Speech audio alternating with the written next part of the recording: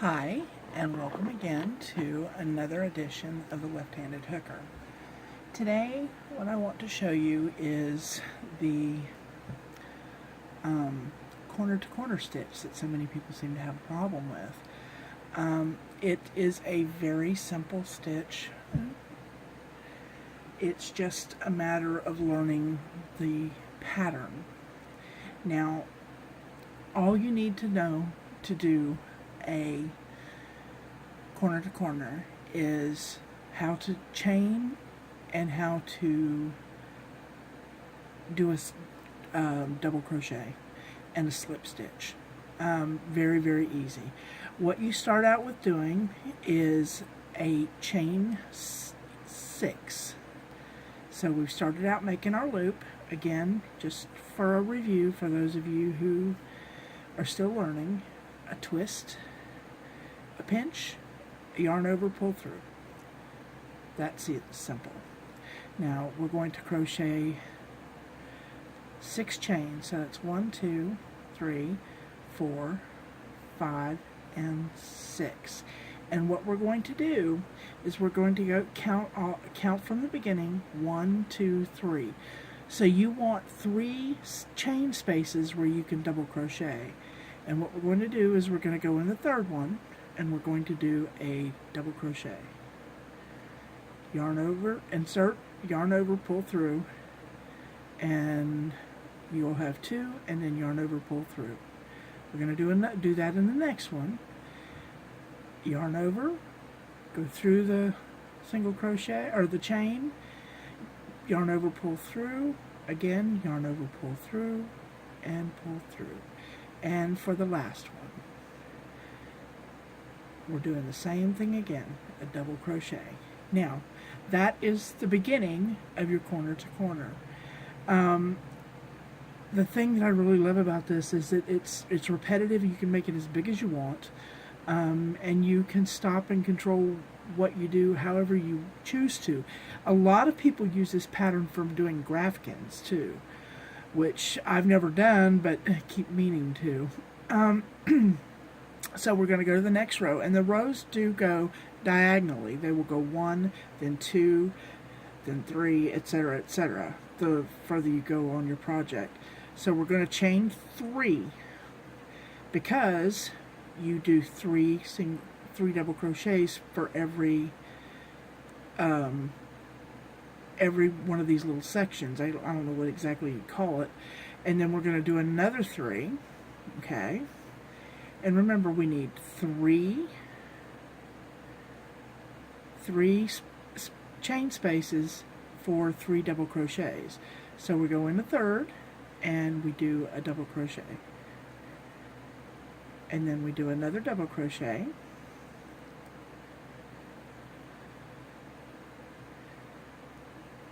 Whoops, and we hope we don't split our yarn, which I am notorious for doing. And we do another one. Now that's another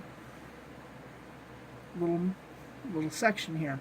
Now what we do is this little chain 3 space that we have left over, we are going to go right here in the corner of it and we're going to slip stitch into it. Just like that. Okay? Now we do another chain 3 because that's how many, you know, everything is divided by 3 in this pattern. So in this chain 3 space here, we are going to do through the chain 3 space 3 double crochets. 1 and 2 and 3. And you see how it's starting to form a corner. Now we're going to do another chain 3, 1, 2, 3, and then chain another 3, 1, 2, 3, for a total of 6. Because we need to count 1, 2, 3, and do another 3 double crochets. 1 and 2, whoops, and 3. And again, we are going to slip stitch into this chain space right here. Whoops. let's not drop our stitches. And we are going to do another chain 3. 1, 2, 3. That's how we take our step up. See, these are done in steps. Just imagine, if you would, that you're making steps. And 2, and 3. And it will work up very quickly. We're going to slip stitch through this one again. Okay, and do another chain 3. 1, 2, and 3. And chain, or not chain, 3 double crochets in the chain 3 space. 2 and 3. Now we are going to do a chain 6, because every time you want to start a new row, that's what we do. And we count 3. 1, 2, 3. Double crochet. 1 and 2.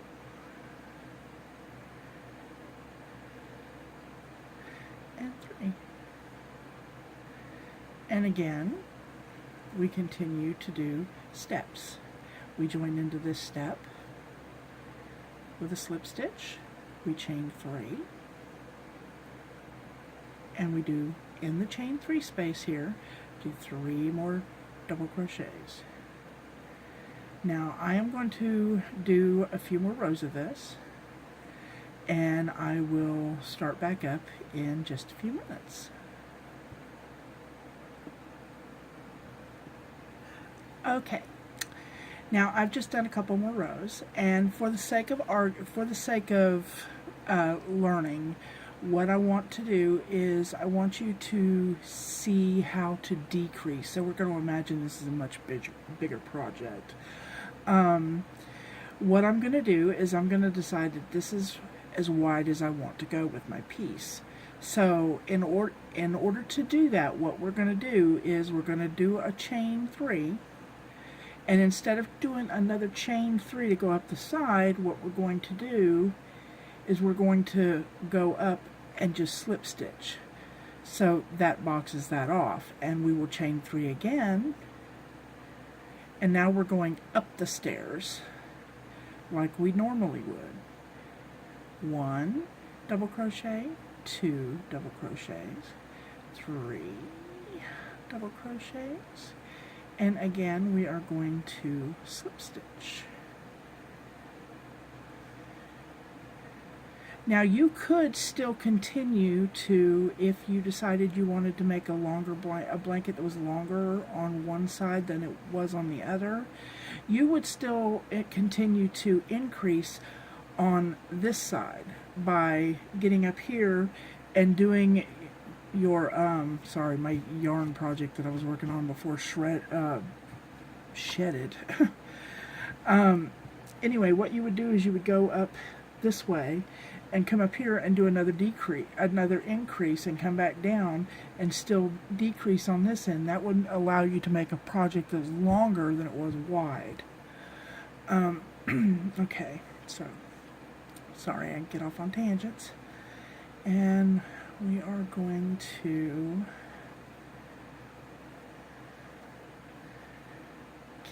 get up here to the next row.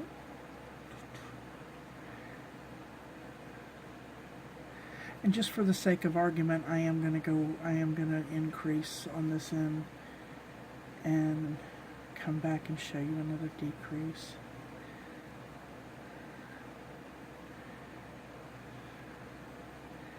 One, two, three. 1, 2, and 3, and chain 3. 1, 2, 3. And 1, 2, 3 for my side. Now 1, 2, 3,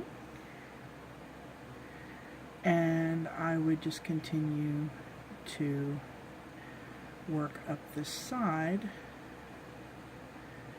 2.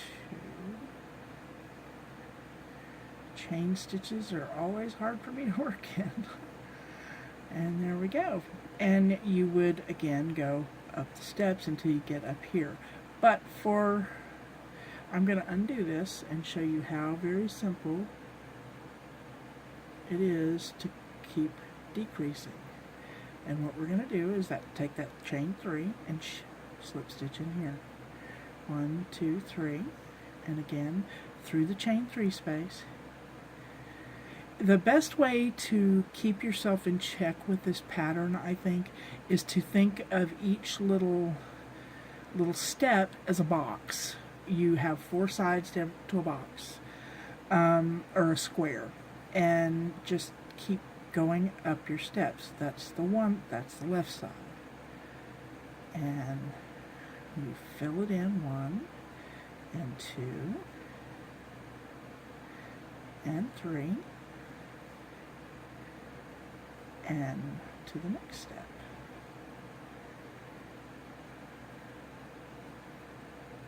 And 1 and 2 and 3 and to the next step. 1, 2, 3.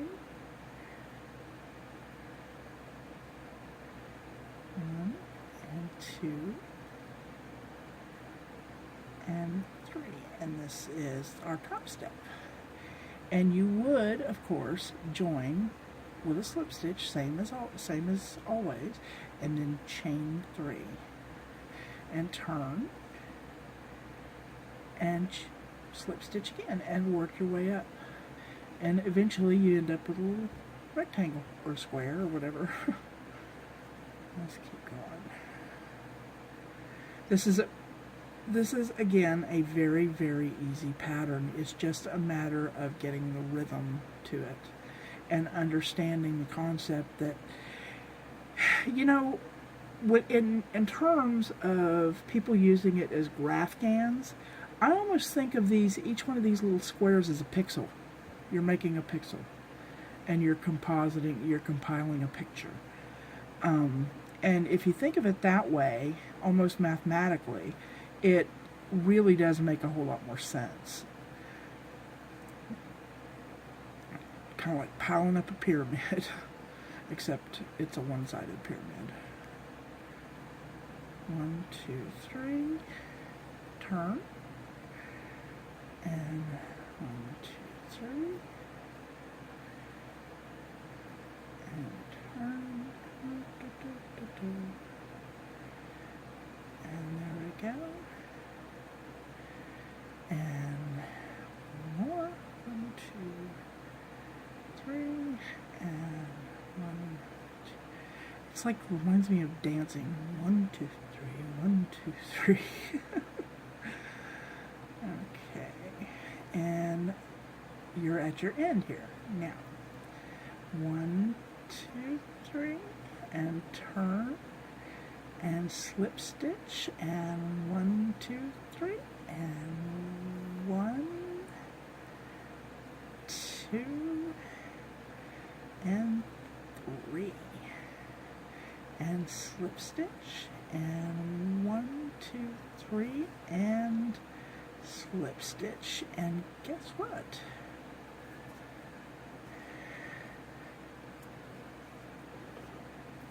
We are done with a perfect little square, well, rectangle.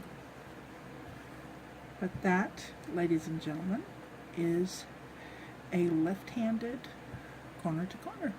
I hope you liked it. Enjoy and happy hooking.